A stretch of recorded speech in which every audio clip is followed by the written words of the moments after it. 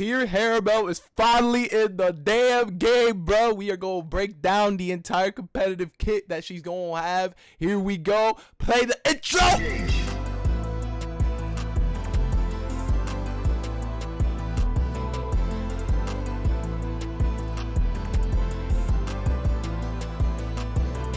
So over here we have the character's game plan and how she's going to play out. So right here states a super aggressive character who can close the distance with her high performance unique skills and keep pressuring her attacks. Her unique skills have very high charging performance and she doesn't allow her opponent to take any distance. She has an aura gauge that strengthens herself by continuously landing attacks, and she is very powerful while fighting at her own pace. However, since her normal attack power is low, she also runs the risk of being overtaken even if she wins in terms of number of attacks. In order to keep her aura gauge high, it is important to keep attacking without being on the defensive. So, seems like she's going to be like some crazy ass rushdown demon. But continuing on, we have her special bar, her special condition pretty much. As you can see, this bar is called the aura gauge, and it seems like what it says here accumulates when Harribel attacks lands on the opponent. When the gauge accumulates over 50%, the attacking power increases and the performance of each move will be enhanced. So that means I'm guessing she's gonna get like special properties and shit.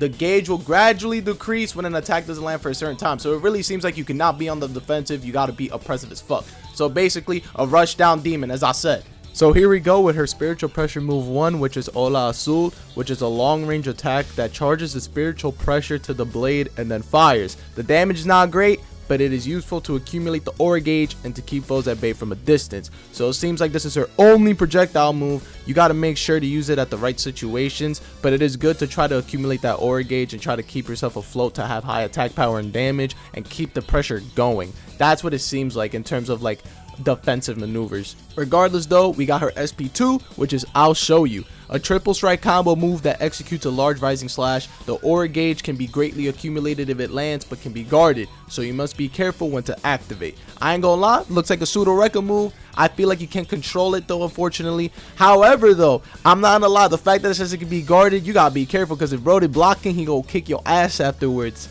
if he blocked that shit, because that looks unsafe on block.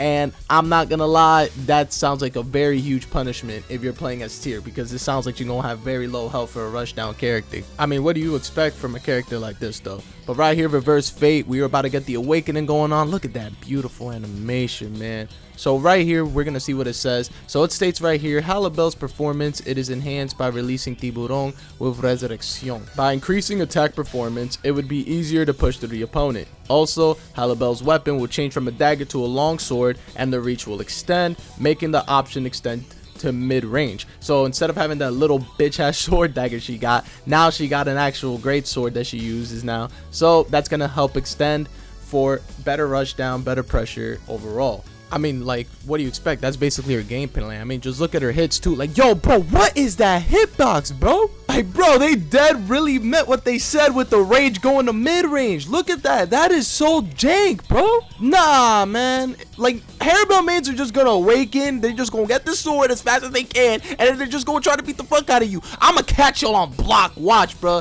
I'ma grab y'all niggas. You better tech that shit, bro. Because there's no way, bro. There's no way that she is that high range now when it comes to her shit.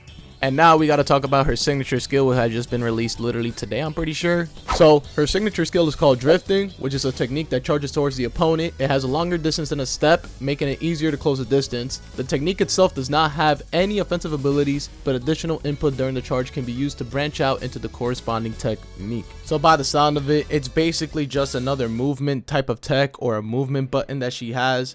I mean, it fits with the entire rushdown aspect of her character, considering the fact that it's like, bro, like the whole point of her kit is just, I want to beat you down and I'm not gonna block, I'm not gonna like defend myself at all. That's basically the gameplay. I've kind of repeated it a lot of times already in this video, pretty much. I mean, combined with her aura gauge and then her awakening, it just sounds like she's just gonna be a formidable opponent. Like, it's gonna be very hard to deal with her sometimes, I feel like, because like even damage scaling, like, it exists. You've seen it like in the 𝐒𝐻𝐻 video. I hope y'all did. That motherfucker's strong, and I'm not gonna lie, if you don't know how to defend against her, you're kind of in for an ass whooping, because she's not gonna be that easy on y'all.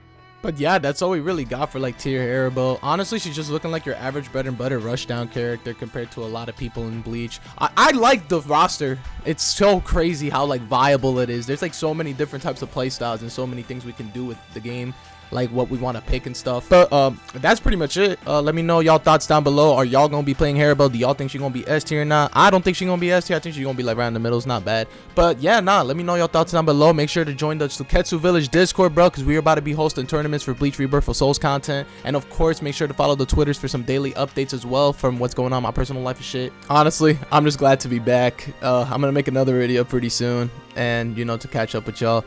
But yeah, y'all, this is 𝐕𝐢𝐴 signing out. Peace out, these my fellow ghouls. Easy.